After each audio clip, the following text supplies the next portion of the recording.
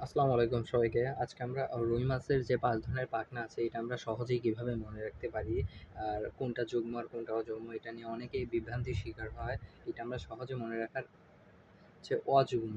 অযুগ্ম অযুগ্মতে দেখেন, অযুগ্মতে প দিয়ে সবগুলো অক্ষর প দিয়ে শুরু। প দিয়ে শুরু যেগুলো সেগুলো হচ্ছে অযুগ্ম পাখনা। পথে পৃষ্ঠ, পথে পায়ু, পথে পুচ্ছ পাখনা। তাহলে হচ্ছে আর যুগ্ম মানে জোড়া।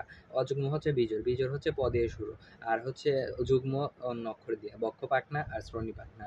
আর সবচেয়ে বেশি আহ পাখনা আছে পুচ্ছ পাখনায়। পুচ্ছ পাখনায় ২১টি পাখনা রশ্মি আছে।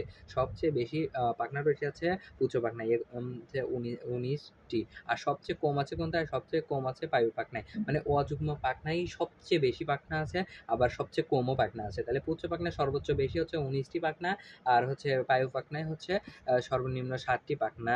আর তারপরে হচ্ছে শ্রোণী পাখনায় হচ্ছে ৯টা আছে, বক্ষ পাখনায় হচ্ছে ১৬ থেকে ১৭টি আছে, পৃষ্ঠ পাখনায় আছে ১৫ থেকে ১৬টি। যদি বলে দ্বিতীয় সর্বোচ্চ রশ্মি কারটায় বেশি আছে, তাহলে বক্ষ পাখনায় দ্বিতীয় সর্বোচ্চ পাখনা রশ্মি আছে। আর তৃতীয় আছে পৃষ্ঠ পাখনা ১৫ থেকে ১৬টি।